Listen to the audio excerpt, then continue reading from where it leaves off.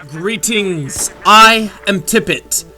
I'm sure we've all met that one person who thinks that sniping is simply camping and that only noobs snipe. Or we've met that other person who considers himself a sniper when all he does is hide in the back of the map, prone, with mines, a semi-automatic DMR, and a thermal scope, waiting for somebody to walk by. These people don't know what sniping really is, and bring shame to one of the most integral parts of shooters. Let's clear up what a sniper is, and let's uphold the art of sniping.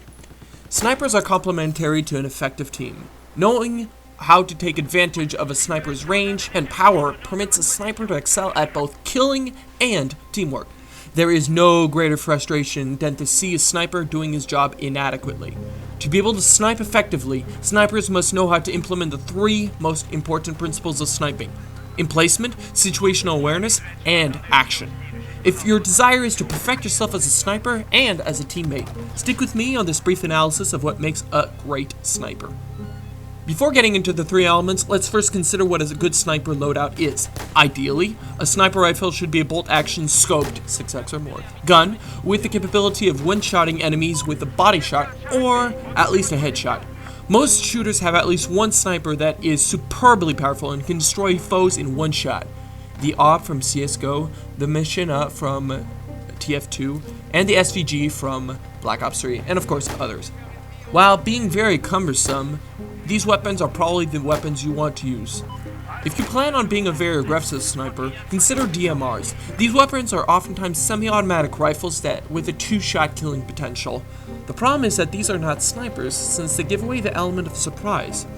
Most snipers I've seen in games do not know how to be versatile enough to be able to defend themselves from a close-range enemy attack.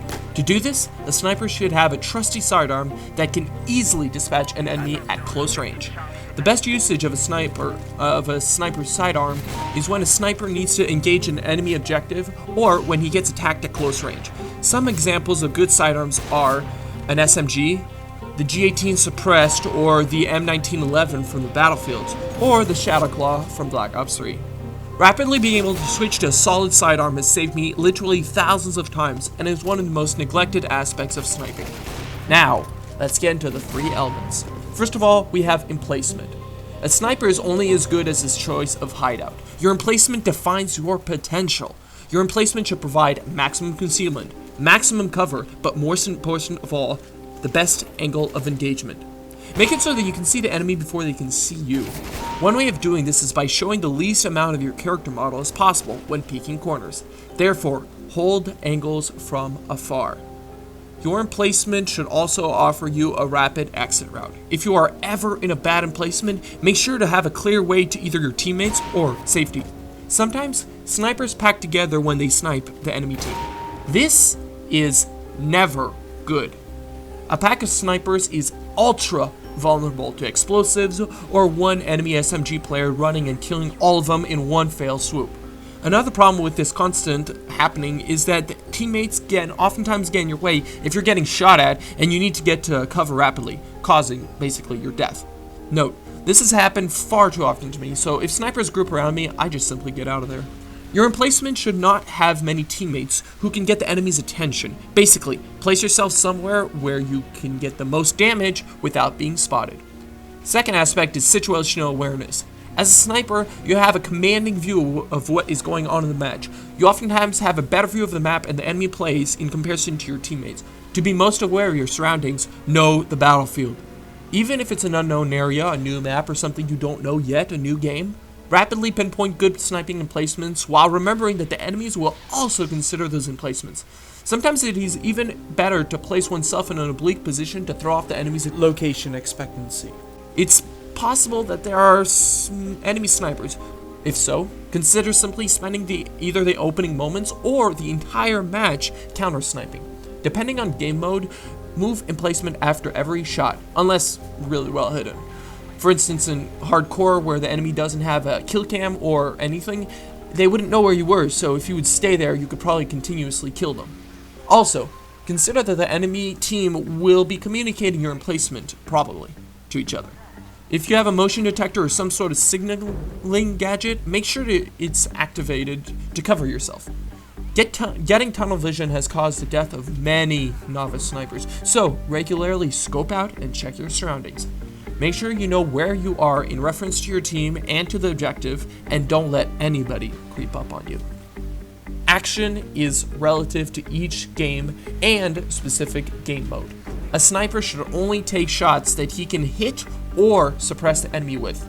You want to make sure every shot counts to offer the enemy the least amount of countering potential. Ideally, every enemy you shoot at should die from the first shot without knowing where you are. Snipers can also be support units. Sometimes your teammates are pinned down and desperately need your assistance. If such a situation arises, help them.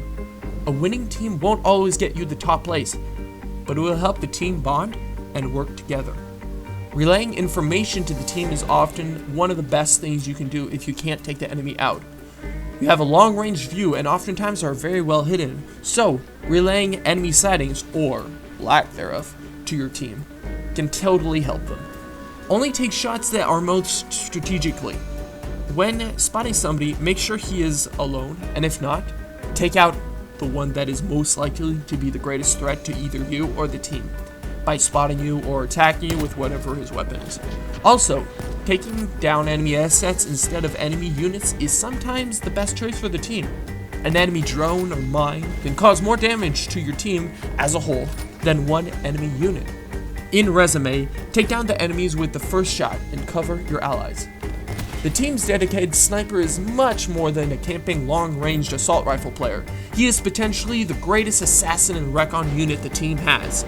He oftentimes has a greater understanding of the enemy movements, and he can provide the most insightful commanding. Seek to be an effective killer and a good teammate if you desire to win and gain honor within the team. In closing, keep this in mind.